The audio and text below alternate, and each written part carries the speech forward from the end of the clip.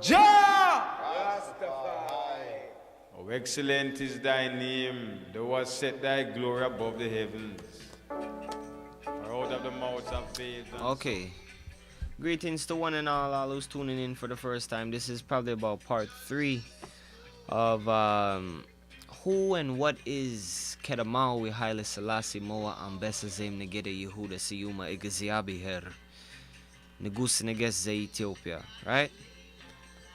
So I remember in the first video I was talking about the livity, those big up to all of the elders that kept the livity alive, the autobiography, the gospel of His Imperial Majesty. You know, I know I covered where he was born, who his name was, and what his name was when he was born, and you know, went forward with that. So right now we're looking forward to bring this document to the screen, and I can't help but stress this document because I did say in the previous video, you know, he's the 225th descendant of King Solomon and Queen of Sheba, or otherwise known as Queen Makeda of the Empire of Sheba, or Queen of the South, or the Queen of Ethiopia. So, this book is called The Queen of Sheba, or the manuscript is called The Queen of Sheba and Her Only Son Menelik, also known as the Keber Negas, which is the Glory of Kings. And this is a translation, you know, this ain't no fairy tale, it's a scroll. The first English translation, what did it say? The first English translation by E.A. Wallace Budge. Very important, that manuscript for I and I as Ethiopian Hebrews, as Ethiopian Ethiopian Hebraic Messianic Nazarenes. It's important for I and I to reverence this document and to check it out, you know, for overstand the descendants, how the High Majesty descend through the lineage of Dawid, and how Dawid should never want a man to sit on the throne of Dawid, because Yah promised forever, spiritually, mentally, and physically. Seen? So right now, another book I do bring forward is called The Mission. Seen? By Hans Wilhelm Lockett. The life, reign, and character of Haile Selassie. Tell you, these are some good things to learn about who His Imperial Majesty is, man, because it's a shame that there's people out here, you know, they say, who is Haile Selassie? And they say, oh, that's Jah, Rastafari. That's mainly what people say, Jah, Rastafari. Like, yeah, man.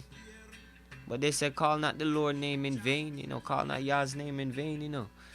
So those who out there and they just Jah Rastafari and up the place, smoking herb and, you know, playing reggae music or listening reggae music, yeah, that's a part of it, but that's not it. That's not only it. There's a lot to it. A lot to it, man. Like I said in our previous video, it's very serious and it's very deep.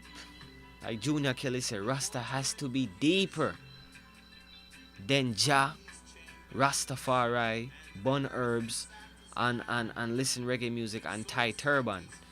Like, yeah. And I do all of those things I just named, but I also do more, like study and show I and I self-approved, you know, go researching, go investigating for I and I self, so that I can be equipped with the proper knowledge to spread forth the Wengel of His Imperial Majesty Emperor Haile Selassie I and his Christ. Seen? The melanated Christ.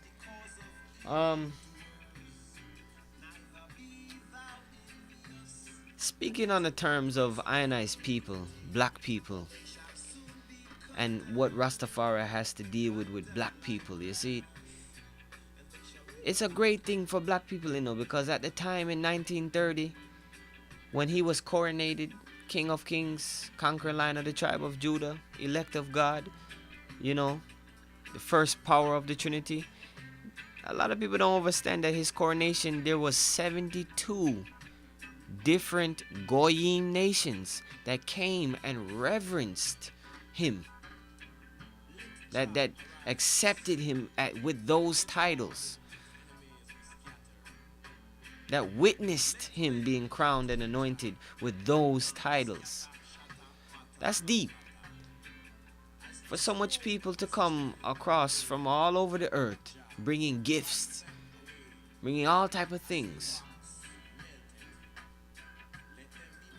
Solomon sitting on the throne again. David sitting on the throne again. We have to really take this into consideration. Because when he was coronated, black people were facing some of the wickedest oppression through Jim Crow and post-slavery societies all over the place. All type of oppression was all over the Western Hemisphere, and not only the Western Hemisphere, but all over even Africa too, you know. At this time, because man are rape out African resource and turn man against each other and willy lynch everybody worldwide. So at this time, when the Black Christ get crowned, it's like a stumbling stone, or that stone they talk about in the book of Daniel that hit the clay mixed with the iron and bust it.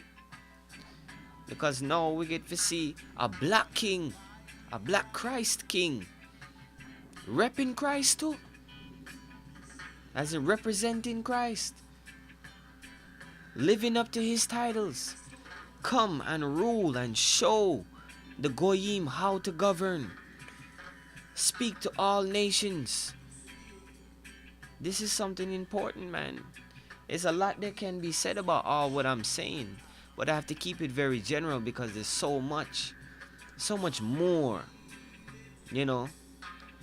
And then along with the liberty, when that came about, you know, it was like a black liberation. You had the UNIA around them time and other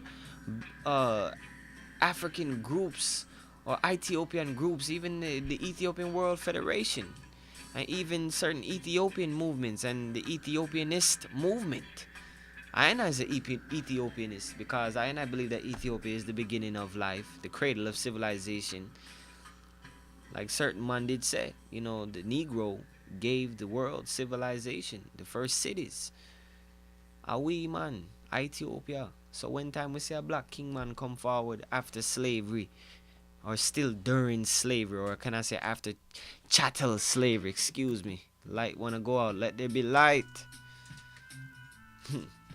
Yes, after chattel slavery, you know, that wicked Willie Lynch error, which is still going on certain levels, spiritually and mentally, you know, it was a stumbling stone for white supremacy, or might I say Gentile world dominion, because now an actual Hebraic messianic king man come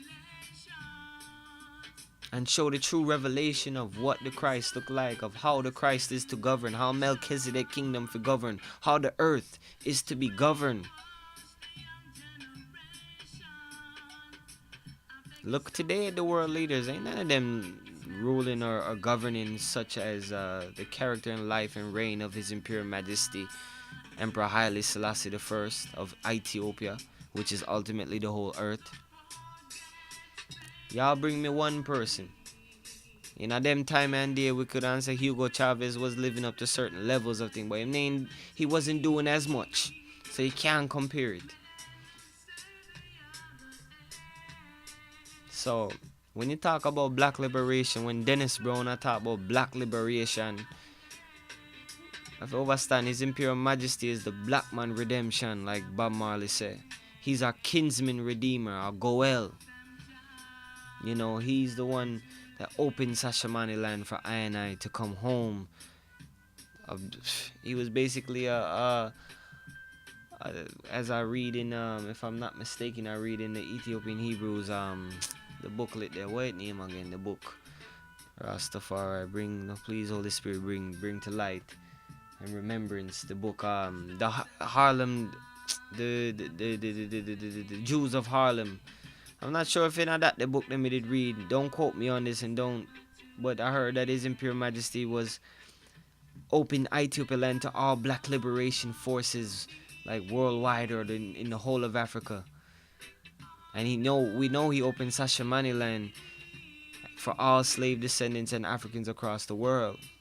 So let's start to look into what Rastafari is on all levels, because it's not just a subculture of smoking weed and chanting Jah Rastafari in vain, growing locks, and listening to reggae music, because it's deeper than that. There's a lot along with it. You got many different areas of life, from priesthood to governorships and economics, agriculture, ital livity, which is food, the type of food we eat in dietary law, all type of things, man. So it's deeper than what a lot of people may think, and what a lot of people might misconceive the Rastafari livity and who Rastafari is. Oh, that's just a king from Ethiopia. Alright. That belittling also belittles Rastafari movement. See? If you belittle the head, you belittle the whole thing. So, I is Rastafari, and we're giving thanks for Qedemawi Haile Selassie. And when we say we're Rastafari, we're not no Rasta. We are Rastafari. Straight away.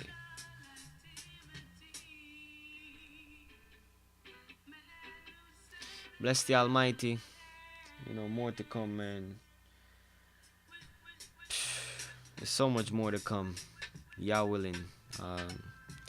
Like we're saying, Kebernegas, the mission, the life, reign, and character of Haile Selassie, the autobiography, My Life in Ethiopia's Progress, Part 1 and Part 2, selected speeches, 1 and 2, Dread History, the Gospel of His Imperial Majesty, these books, man. And get yourself a good Bible, man. A lot of people be like, oh, the Bible and Christianity. Nah, man, just get yourself a good Bible and make a reason upon the truth, and not no pseudo or no false things that's in the world today. So yeah, man, study to show thyself approved, my people, that you be not ashamed, and be a good workman and a workwoman, that you needs not to be ashamed, might I say, and that you begin to keep judgment and do justice by shunning vain babblings that lead you to more ungodliness. Because that's really what's going on deeply now, so we have to cite these things and rectify it and separate wheat from tare and fix the breaches in the temple. You see me? Like King YAHOSHUA. So bless up to all who tune in, give thanks, and we're giving thanks for life and health and strength and prosperity and opportunity, and we'll give thanks, and we're hoping that the items stay tuned for more. And blessed love and honors in Jah's world without end, in and through the King of Kings and His Christ, YAHOSHUA HaMOSHIYAH. Amen.